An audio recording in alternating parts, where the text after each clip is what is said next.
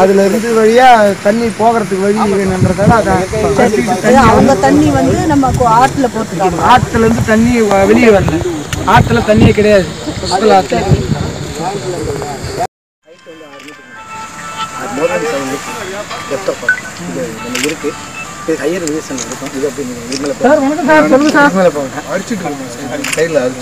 நீங்களும் சைட்ல வந்து ரொம்ப எட்ஜில் நிக்காதீங்க.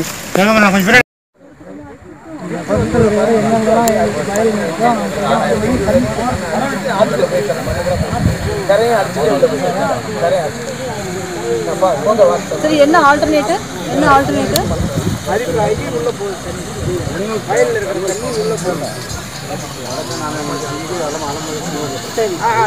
நரம்பல சார், அதான்